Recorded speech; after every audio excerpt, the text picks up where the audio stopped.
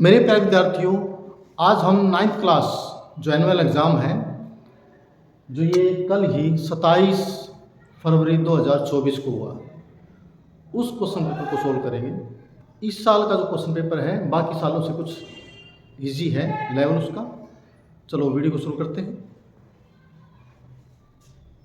इसका question paper में जो मार्क्स होते हैं वो टोटल इसमें 80 मार्क्स का है और इसमें 38 क्वेश्चन,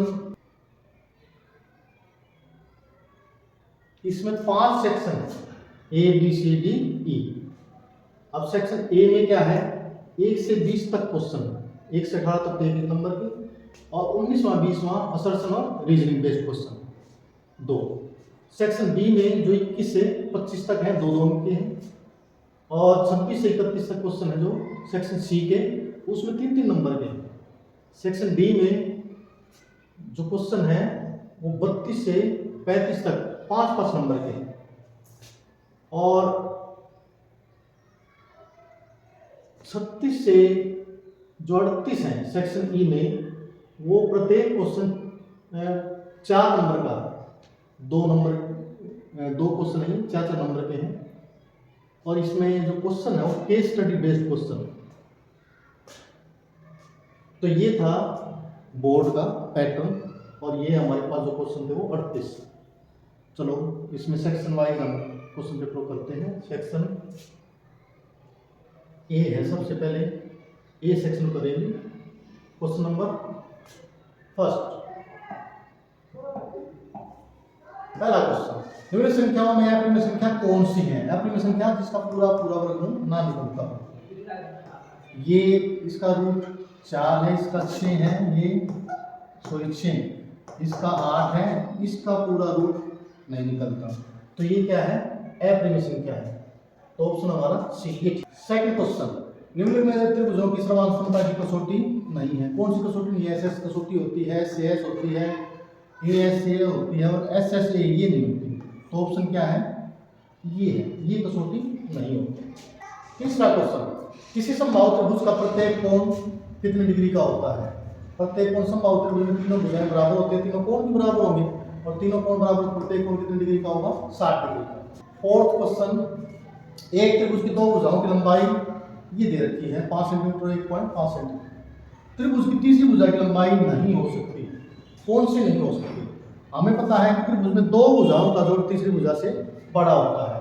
अब इसमें देखो, ये इनसे छोटी है, 5 से 4 भुजाएं छोटी, जो आंसर है वो छोटा है। तो इसमें जोड़ के देखेंगे कि इससे छोटा किसमें बनता है। देखो 3, ये दोनों को जोड़ेंगे तो 5.1 बन जाएगा, इससे बड़ा है। 2 भुजाओं का जोड़ इससे बड़ा हो जाएगा। इसको जोड़ेंगे, ये भी 5 से बड़ा बनेगा। इसको इसमें जोड़ेंगे, ये भी 5 से बड़ा बनेगा। लेकिन जब इसको जोड़ेंगे हम 1.5 प्लस 3.4, ये बनेगा 4.9, जो कि 5 से छोटा है। तो ये साइड तीसरी नहीं हो सकती, बाकी तीनों हो सकती है। 5वां क्वेश्चन, यदि एक चतुर्भुज के विकर्ण एक दूसरे को समविभाजित करें तो वह एक समानांतर चतुर्भुज होगा। विकर्ण जो है एक दूसरे को समविभाजित करते हैं, ये बात सत्य है। छठा क्वेश्चन, एक वृत्त या सर्वांग समवृत्त कि समान जीवाएं केंद्र पर समान कोण वृत्त करती हैं। जो वृत्त की बराबर जीवाएं हैं, 2 जीवाएं बराबर ले लो, केंद्र पर जो कोण बनाएंगी वो कोण भी क्या होगा? समान ही होगा। ये बराबर है तो ये भी बराबर होगा। तो ये ट्रू है। यदि किसी त्रिभुज की 2 भुजाएं बराबर है तो है कौन सा क्या कहलाता है? 2 भुजाएं। तो 2 का मतलब समद्विबाहु त्रिभुज, आइसोसेलेस ट्रायंगल। 8वां क्वेश्चन, शंकु के आयतन का सूत्र 1/3 पाई आर स्क्वायर एक्स, ये होता है 1/3। 9वां क्वेश्चन, वर्ग 100 से 120 का वर्ग चिन्ह। वर्ग चिन्ह क्या होगा? दोनों वर्ग सीमाएं, अपर लिमिट और लोअर लिमिट दोनों को जोड़ो और उसका आधा कर दो। ये है 110। ये ऑप्शन बी, ये थी। 10वां क्वेश्चन, सबसे छोटी अभाज्य संख्या। अभाज्य संख्या क्या होती है? सबसे छोटी 2 होती है, क्योंकि एक संख्या ना तो भाज्य होती है ना अभाज्य होती है, न तो प्राइम नंबर है न कंपोजिट नंबर है। तो दोस्त जो है, स्मॉलेस्ट जो प्राइम नंबर है वो क्या है? 2 है। 12वां question, x cube plus 3x square plus 2 का x का गुणांक कोफिशिएंट ऑफ x स्क्वायर को छोड़कर बाकी जो संख्या वो क्या है 3, तो क्या होगा ऑप्शन 3, ऑप्शन बी ये ठीक है। 13वां question, x is equal to 1 पर बहुपद इसकी वैल्यू क्या होगी। अब x square minus x plus 1, इसमें x की वैल्यू 1 पुट करेंगे, 1 square minus 1 plus 1, 1 plus 1 cancel और ये 1 स्क्वायर 1 यही बचेगा, ऑप्शन ए ये ठीक है। 14वां क्वेश्चन, गोले का आयतन जिसकी त्रिज्या r है, गोले का आयतन फार्मूला है 4/3 पाई r क्यूब, ये होता है त्रिभुज एबीसी में AB is equal to AC, ABC triangle है, इसमें AB is equal to AC। जब दो साइड इक्वल है तो ये एंगल भी क्या होंगे इक्वल होंगे, इसमें angle B is equal to 70, तो C क्या होगा वो भी 70, तो C किसके इक्वल है वो भी 70 डिग्री। 16वां क्वेश्चन, चतुर्भुज के सभी आंतरिक कोणों का योग ये 360 डिग्री होता है चतुर्भुज के। 17वां क्वेश्चन, एक समानांतर चतुर्भुज के विकर्ण बराबर हो तो वह क्या कहलाता है। डायगोनल्स दोनों डायगोनल इक्वल हो, पैरेललोग्राम हो तो क्या है रेक्टेंगल, वो रेक्टेंगल बन जाता है आयत। 18वां क्वेश्चन, एक वृत्तखंड में बने कोण क्या होते हैं बराबर होते हैं, बराबर। ये जैसे जीवा है, इसका जो ये जीवा है, एक खंड नीचे एक खंड ऊपर, एक खंड में कोई सा कोण बनाओ, कितने कोण बनाओ, ये सभी क्या होते हैं बराबर होते हैं। तो एक ही वृत्तखंड में बने कोण, ये दो जीवा के दो सिरे कहीं भी मिला दो, ये एंगल सभी क्या होंगे इक्वल होंगे, एक ही खंड में एक ही वृत्तखंड में बने कोण। 19वां विकथन ए √2 1.4141 √3 1.732, तब √5 इक्वल टू √2 प्लस √3, ये ऐसे नहीं हो सकता, इसका जोड़ इसके इक्वल ऐसे नहीं हो सकता। इसमें तर्क में क्या है धनात्मक संख्या का वर्गमूल हमेशा मौजूद होता है, ये ठीक है। तो इसमें ऑप्शन कौन सा है हमारा, ए असत्य है लेकिन आर तय, ऑप्शन डी ये ठीक है। 20वां विकथन ए, किसी वृत्त की जीवाओं को उसकी त्रिज्या से 2 गुनी लंबाई होती है, जो वृत्त की जीवा जो उसकी त्रिज्या से दुगनी लंबी होती है उसका व्यास होता है। अब त्रिज्या से दुगनी ये जीवा है, ये सबसे लंबी जीवा है, वैसे तो ये व्यास होती है, ठीक है ये है ठीक। और तर्क क्या है, किसी वृत्त की सबसे लंबी जीवा वृत्त का व्यास होती है, ठीक, सबसे बड़ी सबसे लंबी जीवा व्यास होती है। तो ए और आर दोनों सत्य है और आर ए की सही व्याख्या करता है, ऑप्शन ए ये ठीक। बी सेक्शन बी शुरू होता है। 21वां क्वेश्चन, 1 और 2 के बीच 5 परिमेय संख्या, रैशनल नंबर लिखने हैं 1 और 2 के बीच में, तो 5 संख्याएं लिखनी है, 1/1 लिख सकते हैं इसको हम, और इसको 2/1 लिख सकते हैं। 1 और 2 के बीच में संख्या हम 1 निकाल सकते हैं 3/2। अब इसमें ज्यादा संख्या निकालनी हो तो क्या करते हैं हम, 10 से दोनों को न्यूमरेटर डिनोमिनेटर दोनों को 10 से मल्टीप्लाई कर देते हैं, ये हो गया 10/10 और ये 20/10। तो इसमें 10 और 20 के बीच में नीचे बेस इक्वल है, यानी कि वो डिनोमिनेटर इक्वल है, हर बराबर हो तो अंश के बीच में देखो 10 और 20 के बीच में 5 संख्याएं हमें प्राप्त हो सकती हैं। यदि यूं पूछे कि 15 प्रारंभिक संख्याएं निकालो तो हम इसको 10 की जगह 20 से कर लो, 50 से कर लो, 100 से कर लो, जितनी ज़्यादा संख्या से ये हम उसी बड़ी संख्या से मल्टीप्लाई करते रहेंगे।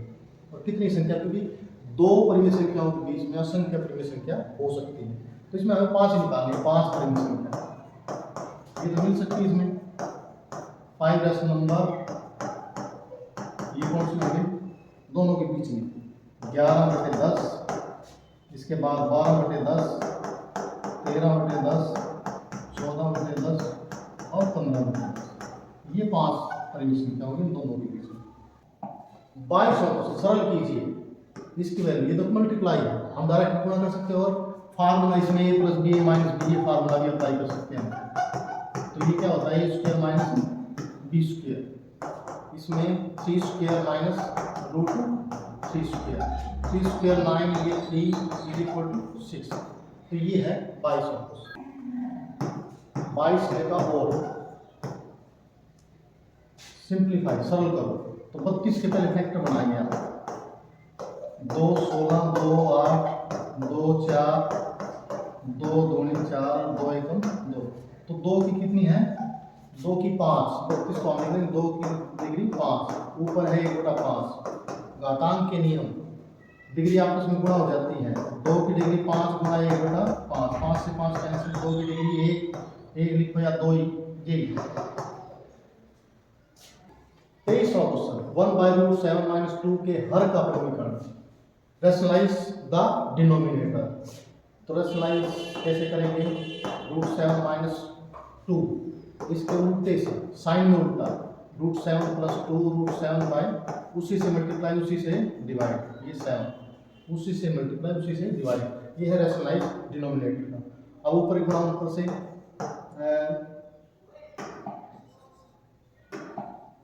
√7 + 2 a - b a + b, a + b, a - b क्या होगा? a² - b²। नीचे फॉर्मूला लगाएं, √7 - 2 स्क्वायर, √7 + 2 / 7 - 2 का स्क्वायर 4, √7 + 2 / 3। ये है 23वां। क्वेश्चन नंबर 24वां, 103 × 107 का मान ज्ञात कीजिए। अब इसको सरल समीकरण से करेंगे हम। 103 और 107 कौन सी जो संख्या उसके आसपास की है, जो जीरो वाली मीन 10, 100, 1000, इन संख्याओं को लिखते हैं। ये किसके आसपास है? दोनों 100 के आसपास है। तो ये 100 में 3 ज़्यादा है 3, और ये 100 में 7 है। कम भी हो सकती है 100 से, 100 के आसपास या कम या ज़्यादा उसके आसपास है। तो इसको हम ऐसे लिखेंगे। और इसके लिए सरल समीकरण कौन सी है? x + a और x + b। इसमें क्या होता है? x² + a + b × x और प्लस a। ये सरल समीकरण, इसमें कंपेयर करेंगे तो a की जगह इसमें क्या है? 100, b की जगह क्या है? a की जगह 3 है, x की जगह क्या है? 100, और b की जगह क्या है? इसमें 7 है। तो इस सरल समीकरण को यदि यूज करेंगे तो क्या होगा? 100² x² + a + b × x और प्लस a और b दोनों की मल्टीप्लाई। इसका स्क्वायर 1 का स्क्वायर 1, 0 का डबल कर दो, 10,000 हो गया। 7 और 3 10 × 100 और 7 किया 21। ये 10,000 प्लस ये 1000 और प्लस 21, 10,000 और 1,000 11,000, ये 11,021 हो गए। तो ये है 24वां क्वेश्चन। आप सेक्शन सी,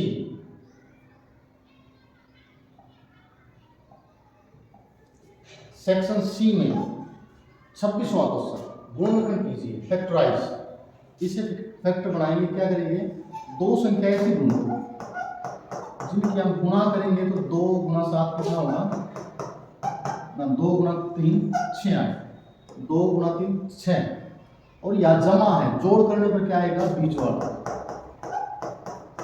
जोड़ने पर 7 आए। दो संख्या ऐसे गुणा करें तो 3 2 6, जोड़ करने पर 7 आए। तो 6 कौन से पाले में आता है? 6 एकम 6, ये है। दोनों को जोड़ेंगे तो 7 आ जाएगा, गुणा करेंगे तो 6। अब कब जोड़ते हैं? जब दोनों साइन एक जैसे हो। तो एक जैसे कैसे होंगे? इससे पूछेंगे। ये प्लस है तो दोनों क्या होंगे? प्लस, और यहाँ माइनस होता है, दोनों माइनस हो जाते हैं। अब हम डिवाइड करेंगे किससे? 2 से, दोनों को 2 से डिवाइड करें।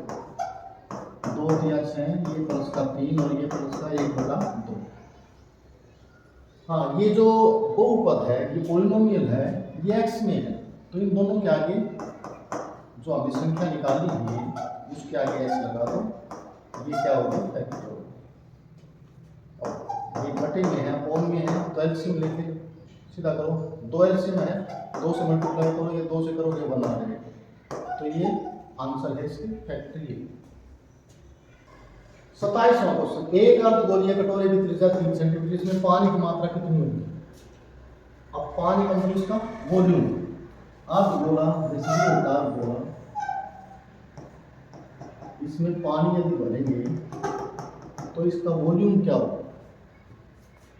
त्रिज्या यानी कि रेडियस 3 सेंटीमीटर और अर्धगोले का आयतन हेमिस्फीयर, वॉल्यूम ऑफ हेमिस्फीयर, आयतन यानी कि वॉल्यूम जो होता है 2/3, पूरे गोले का 4/3 और आधे गोले का 2/3, 2/3। वैल्यू पुट करेंगे 2/3, पाई की वैल्यू 22/7, r 3 × 3 × 3, एक 3 कैंसिल हो जाएगा, इसकी मल्टीप्लाई करेंगे 3 के 9 9 दूनी 18 और 18 दूनी 36, 18 दूनी 36 और 3 39, 396 अपॉन 7 क्यूबिक सेंटीमीटर। ये था 27वां क्वेश्चन। और इसका और है, एक शंकु का कुल पृष्ठीय क्षेत्रफल, टोटल सरफेस एरिया निकालना है कोन का। यदि त्रियक ऊंचाई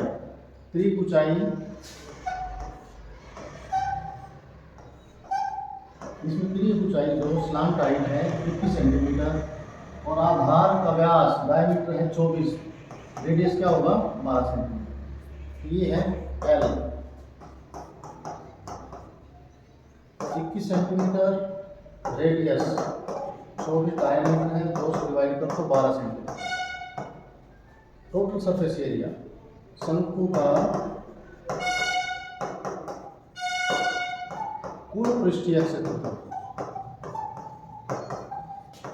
total surface area of cone, ये पाई आर प्लस एल। पाई की वैल्यू 22/7, आर कितना हमारे पास 12 और 12 प्लस ये है 21, 22/7 12 और ये है 33, ये है 8 7 12/3 सेंटीमीटर स्क्वायर। 28वां क्वेश्चन, गुणनखंड कीजिए, फैक्टराइज। इसके हमें फैक्टर करने, तो इसमें बीच में माइनस है, दोनों तरफ क्यूब है, फार्मूला कौन सा होगा?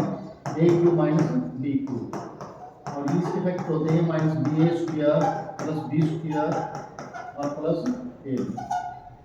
ये है।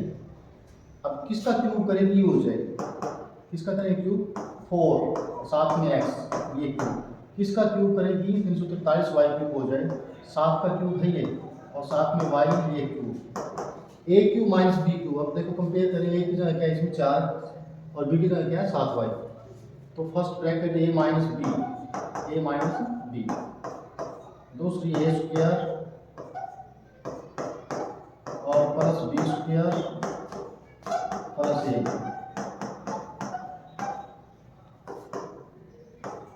ये इसका स्क्वायर 16x² प्लस 7 × 49 y² और 7 × 28 x²। ये है फैक्टर आंसर। 29वां क्वेश्चन, समीकरण 2x + y = 7 के 3 भिन्न हल ज्ञात करो। अब इस समीकरण में हम 3 भिन्न हल कैसे निकालेंगे, अलग अलग डिफरेंट सॉल्यूशन। तो इसमें x छोटा है y छोटा है, इसमें y 1 है x 2 है, तो छोटा है उसको यहाँ लो और उसको उधर ले जाओ। तो इसमें 3 हमने सॉल्यूशन निकालने हैं, तो टेबल बनाएंगे, ये x और ये y और 3 वैल्यू निकालनी है। अब जो वेरिएबल इधर है, इधर x है, तो उसकी वैल्यू हम अपनी तरफ से रख सकते हैं। अब अपॉन नहीं है तो कुछ भी रख लो, 0 1 2 तीन वैल्यू कोई भी रख लो। अब एक एक करके ये वैल्यू हम रखेंगे तो y की वैल्यू क्या निकलेगी वो लिखेंगे। अब इसमें x की वैल्यू यदि 0 रखोगे, ये 0 × 2 0 होगा, 7 में 0 गया 7 होगा। 1 रखेंगे 2 एकम 2, 7 में 2 गए, y का मान क्या आ गया 5। यदि हम x की वैल्यू 2 रखें, 2 दूनी 4, 7 में 4 गया 3, तो x की वैल्यू ना y की वैल्यू क्या आ गई 3। तो ये 3 सॉल्यूशन है, तो 3 हल कौन से हो गए 0 7 1 5 और 2 3, ये 3 सॉल्यूशन है। 30वां क्वेश्चन, k का मान ज्ञात कीजिए यदि x = 2 y = 1 समीकरण इसका एक हल है। अब ये समीकरण हमें गिवन है, दे रखी है, क्योंकि इसमें दिया हुआ क्या दिया हुआ है, x बराबर 2 और y बराबर 1 समीकरण का हल है। तो हल है तो इसको सेटिस्फाई जरूर करेगा। इसमें x और y की वैल्यू रखेंगे दोनों साइड इक्वल आ जाएंगे। रखो x की वैल्यू 2 इंटू एक्स की वैल्यू भी 2 है प्लस 3 एज इट इज और y की value 1 is equal to k। अब 2 दूनी 4 प्लस 3 एकम 3 बराबर k की वैल्यू होगी 4 और 3 7। इसका मतलब इसकी जगह क्या होना चाहिए, 7 होना चाहिए। तब इसके ये है इसका सॉल्यूशन होगा। 31वां क्वेश्चन गुणनखंड कीजिए 8x³ plus y³ plus 27z³ minus 18xyz। इसके गुणनखंड फैक्टराइज करना है। तो देखो 3 3 3 और माइनस समथिंग, तो इसके लिए सॉल्यूशन का क्या होगी, a की 3 प्लस b की 3 प्लस c की 3 माइनस 3abc, ये फार्मूला लगेगा इसमें। और इसका जो इसके फैक्टर क्या होते हैं, a plus b plus c और सेकंड ब्रैकेट में a square plus b square plus c square minus ab minus bc और माइनस ca, ये फैक्टर होंगे इसके।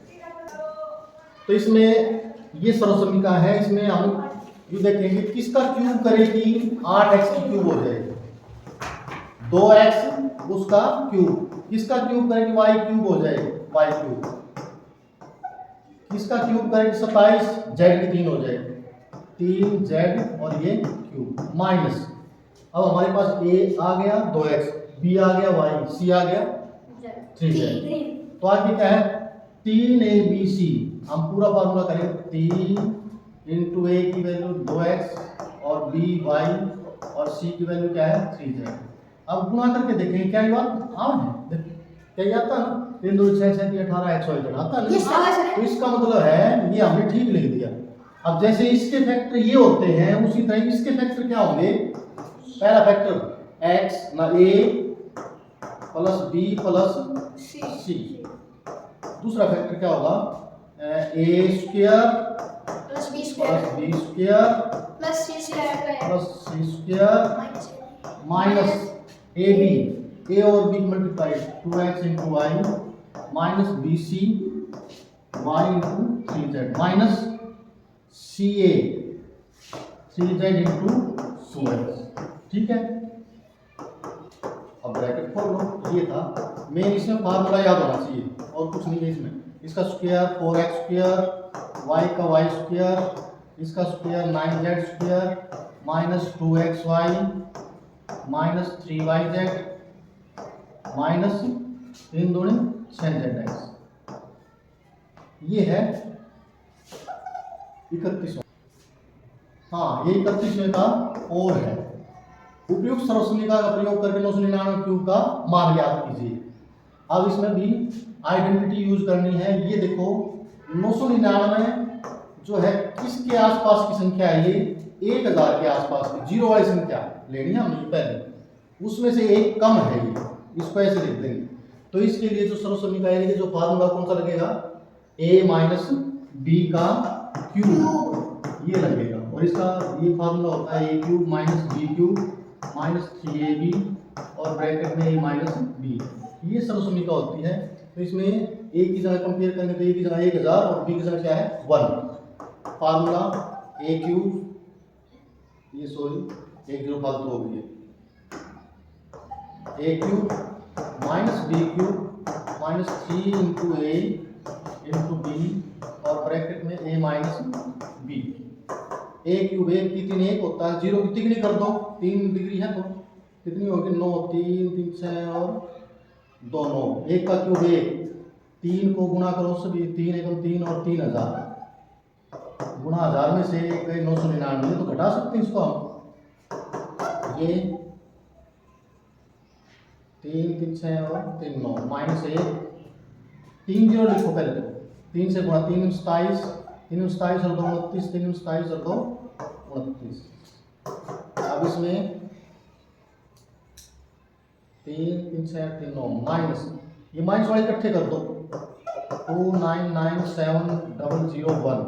अब इसमें से ये माइनस करो, ये आपके लिए ठीक है। 32वां क्वेश्चन, ये सेक्शन डी शुरू हो जाता है। यहाँ आकृति में रेखाएं P के वो RS परस्पर O बिंदु पर प्रतिच्छेद करती हैं। अब जब दो रेखाएं प्रतिच्छेद करती हैं और इसमें क्या दे रखा है, एंगल POR, ये जो कोण है ये, और एंगल ROQ, इन दोनों जो कोणों का रेशो दे रखा है 5:7। अब मुझे ये बताओ कि दो लाइनें जब काटती हैं तो दो कोण तो बराबर होते हैं, ये वर्टिकली अपोजिट एंगल, एक शीर्षाभिमुख कोण, Yes. ये एंगल इसके इक्वल और ये एंगल इसके इसके इक्वल, equal। ये तो होता है। अब इसमें इन दोनों का जो है रेशो 5:7 दे रखा है। अब ये जो स्ट्रेट लाइन है, सीधी रेखा है, इन दोनों कोणों का जोड़ क्या होगा, 180, लीनियर पे रैखिक कोण से। इसका मतलब है इन दोनों को जोड़ेंगे 5 2 7 कितना होगा 12, और 12 यूनिट, ये जो 12 इन दोनों का है 12 यूनिट किसके बराबर होगी, 180 के बराबर। और एक यूनिट की वैल्यू निकालेंगे तो क्या होगा, 180/12, 12 काट दो, 12 पंजे 60, यानी कि एक यूनिट की वैल्यू क्या होगी, 15। अब हमें यदि ये एंगल निकालना है, ये एंगल यदि निकालना है तो POR, एंगल POR, इसका रेशो क्या है 5, और एक इकाई की वैल्यू हम 15 से गुणा करेंगे, जो भी वैल्यू आएगी 15 पंजे 75। अब इसका मतलब है ये जो एंगल है ये कितने डिग्री का हो गया, 75, ये 75, तो ये भी क्या होगा, 75 होगा। हाँ, तो ये एंगल कौन सा है, SOQ। ध्यान लिख दो, हम जानते हैं कि शीर्षाभिमुख कोण बराबर vertically opposite angles are equal. तो ये एंगल तो आ गई। अब ये एंगल निकालेंगे ROQ, ये एंगल कितना होगा, इसका रेशियो है 7, और किससे मल्टीप्लाई करेंगे, 15 से 105 डिग्री, ये 105 है, तो ये भी क्या होगा, ये भी 105 होगा। नाम क्या है, POS,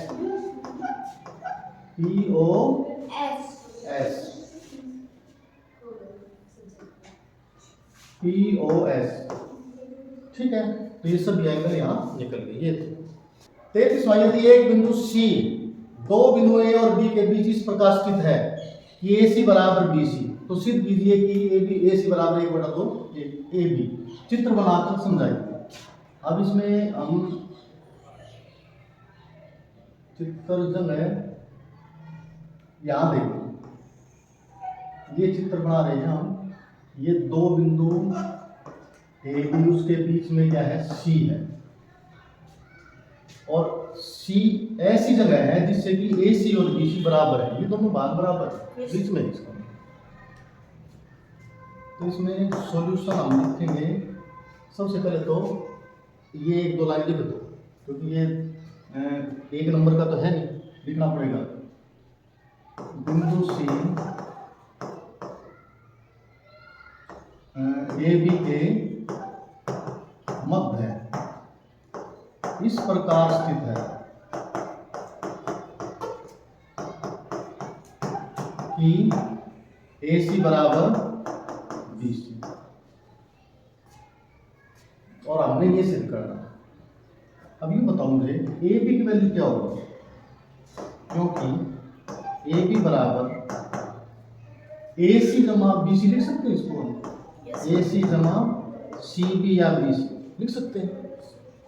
अब जो हमें सिद्ध करना उसमें देखो क्या है, उसमें कौन सी, तीनों में से कौन सी साइड नहीं है, AC और AB है, AC और AB है, BC नहीं। तो BC की वैल्यू क्या है हमारे पास, AC। BC किसके बराबर है, AC के बराबर, तो BC की जगह हम AC रख देंगे, क्योंकि लिख दो AC बराबर BC, ये दे रखा है। अब AC जमा AC क्या होगा, 2AC डबल हो जाएगा, और AC की वैल्यू निकालोगे 1/2 AB, और यही हमने सिद्ध कर, ठीक है। ये 33वें का और चित्र में रेखा XY MN O बिंदु पर, देखो ये जो है ना नियम, ये फिगर वाले, उसके लिए नियम याद होना चाहिए। समांतर चतुर्भुज क्या होती है, उसमें क्या होता है, रेखाएं खड़ी हो तो क्या होता है, रेखा काटती हो तो क्या होता है, दो समांतर रेखाएं मुख तिरछी रेखा का क्या होता है? ये नियम जिसको याद है तो फिगर वाले कुछ भी क्वेश्चन है उसके लिए। हाँ, रेखाएं चित्र में रेखाएं एक्स वाई और एम एन ओ बिंदु पर प्रतिच्छेद करती है। यदि पी ओ वाई 90 डिग्री, ये पी ओ वाई है तो 90 डिग्री निशान लगा रखा है। Yes, sir. एंगल ए और एंगल बी का रेशो क्या है? 2:3, दोनों का रेशो 2 है। जिसका भी रेशो निकाल रखा है उसको इकाई से करो। अब इन दोनों का जोड़ क्या होता है? ए और बी में जोड़ेंगे क्या होता है? ये 90 पूरा 180 है, ये पूरा 180 क्या रेखा है, ये 90 है तो ये बाकी कितना बच गया?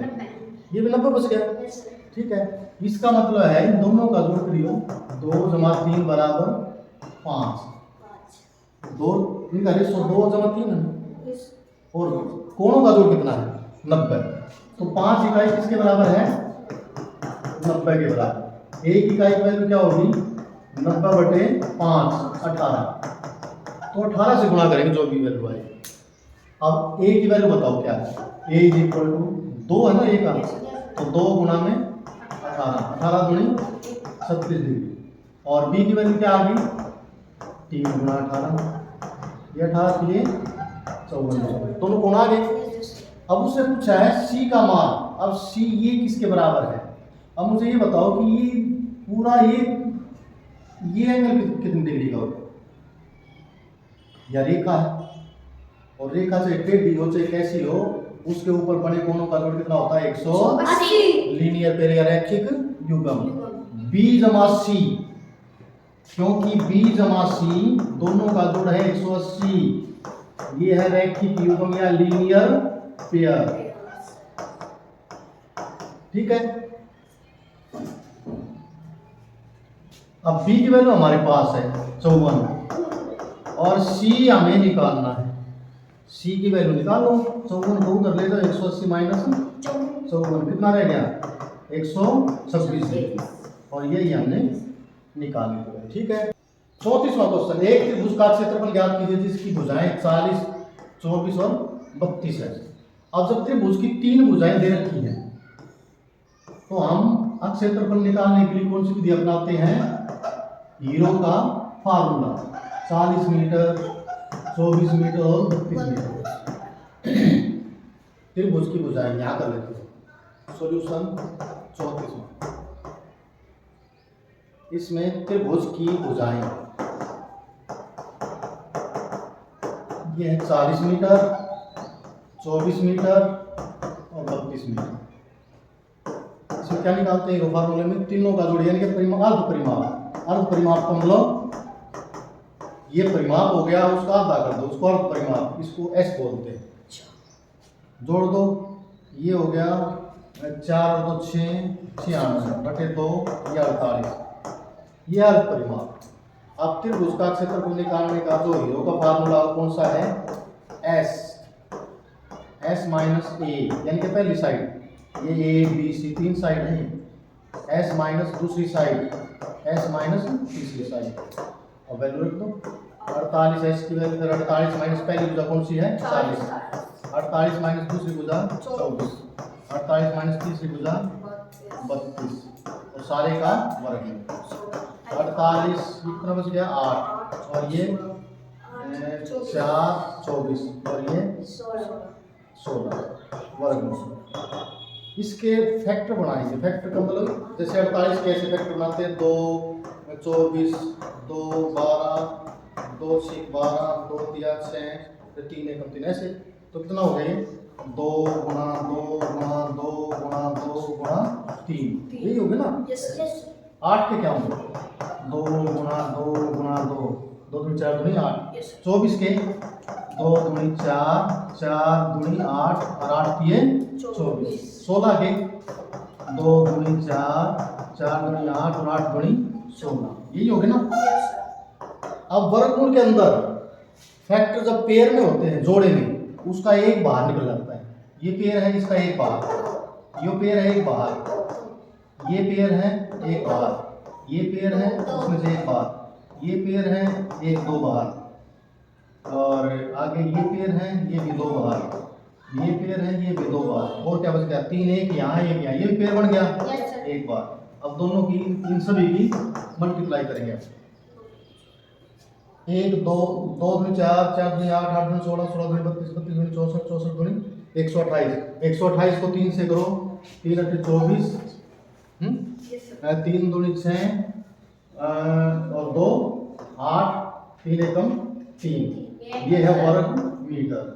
फिर भुज का क्षेत्रफल, फिर भुज का क्षेत्रफल लिया। ठीक है। हाँ 35वां क्वेश्चन, दर्शाइए कि एक समचतुर्भुज रोम्बस, Rhombus. एक समचतुर्भुज के विकर्ण परस्पर लंब होते हैं। अब समचतुर्भुज को बना लो रोम्बस। अब समचतुर्भुज क्या होता है तुम्हें पता होना चाहिए कि चारों साइड इक्वल होती है उसमें, और उसके जो डायगोनल है विकर्ण। चतुर्भुज समचतुर्भुज के विकर्ण परस्पर लंब होते हैं। समचतुर्भुज के दो विकर्ण हैं और दोनों O बिंदु पर समद्विभाजित होते हैं। ये बाद में दिखाएंगे कि ये लंब भी होते हैं। ठीक है। हमने पहले दिखाया। हाँ और पहले दिखाएंगे। तो ये समचतुर्भुज ये रखी है ABCD, जिसमें विकर्ण AC तथा BD परस्पर O बिंदु पर समद्विभाजित करते हैं।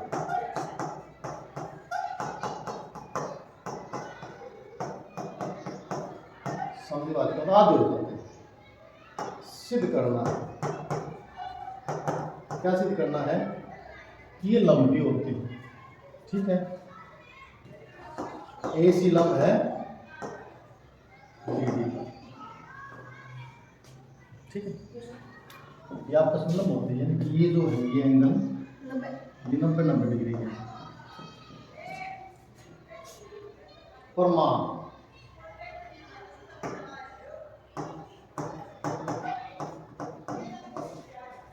परिमाण इन दो त्रिभुजों के बीच में जो इकट्ठे लगते हैं त्रिभुज, त्रिभुज BOC और COD, ये दो त्रिभुज लेंगे BOC, त्रिभुज BOC तथा त्रिभुज DOC में ये साइड किसके बराबर है? Yes, sir.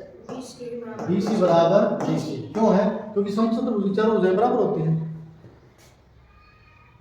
दिया है, ये दे रखे है समचतुर्भुज रखे, और यह जो साइड है ये दोनों की क्या है? कॉमन। OC, हाँ OC is equal to OC, ये कॉमन या उभयनिष्ठ बोलते हैं। और ये जो साइड है ये इसके बराबर, क्योंकि विकर्ण भी तो परस्पर समद्विभाजित करते हैं, याद हो जाते हैं। OB बराबर OD, ये विधियां ये रखें परस्पर समद्विभाजित करते हैं। जब एक त्रिभुज की तीनों भुजाएं दूसरे त्रिभुज की तीनों संगत भुजाओं के बराबर दोनों त्रिभुज क्या होंगे? सर्वांश। सर्वांशम त्रिभुज BOC सर्वांशम है त्रिभुज DOC। नियम कौन सा है? तीनों भुजाएं ली है ना हमने, SSS सर्वांशम का नियम। Yes, sir. ये सर्वांशम है यानी कॉन्ग्रुएंट है, तो इसके कोण भी क्या होंगे? बराबर होंगे। कोण 1 और कोण 2 ये भी बराबर होंगे, इसलिए कोण 1 बराबर कोण 2 by CP corresponding part of congruent triangle, यानी कि सर्वांश त्रिभुजों के संगत भाग बराबर होते हैं। परंतु 1 और 2 का जोड़ क्या होगा? ये तो रेखा है। Yes, sir. 180. हाँ 180, परंतु 1 जमा 2 बराबर 180 लीनियर पेयर या रैखिक युग्म। अब दोनों बराबर हैं और दोनों का जोड़ 90 डिग्री है, Yes, sir. तो क्या होगा? दोनों का मान कितना होगा? 90 डिग्री। अतः AC लंब है BD, और यही हमने सिद्ध करना था। 36वां क्वेश्चन है, इसका ये पार्ट कौन सा? सर ये नीचे है इसका ये पार्ट, और नीचे हाँ, नीचे ये। हाँ वो उसके भी 3 भाग है पार्ट के। अच्छा इसमें है, इसमें ये हाँ यहाँ पे दिख रहा है। ठीक है ना, ये देख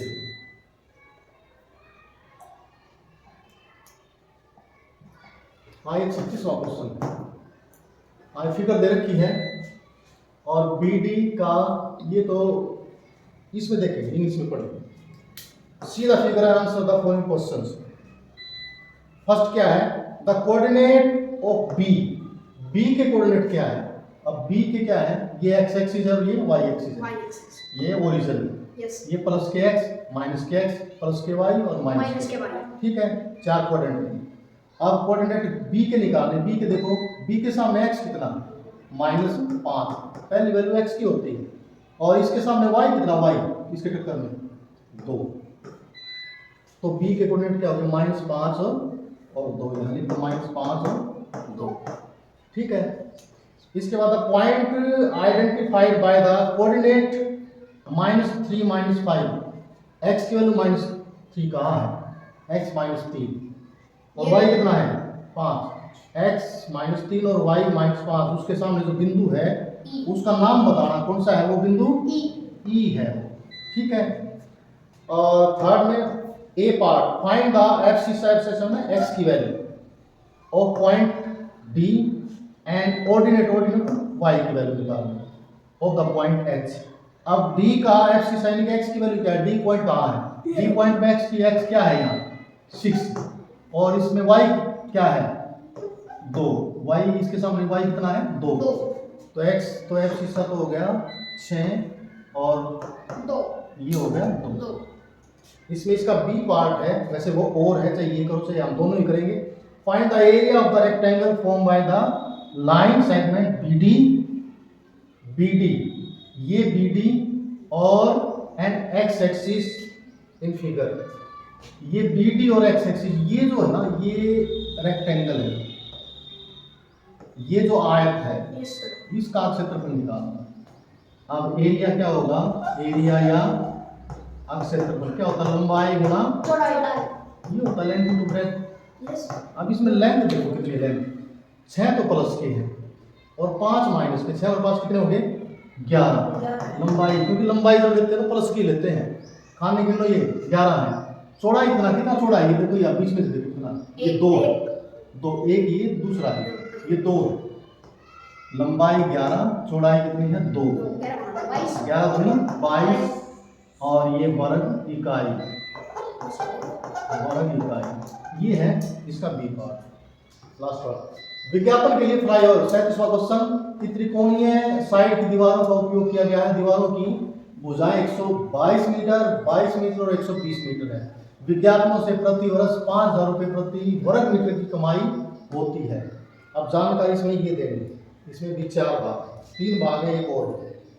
तो सबसे पहले दीवार का परिमाप, परिमाप का मतलब ये है, यहाँ ये त्रिभुज है कैसे, इसमें 122 हो गया मीटर, ये 120 मीटर और ये कितना है 22 मीटर, ये है इसका पेरीमीटर क्या होगा, परिमाप।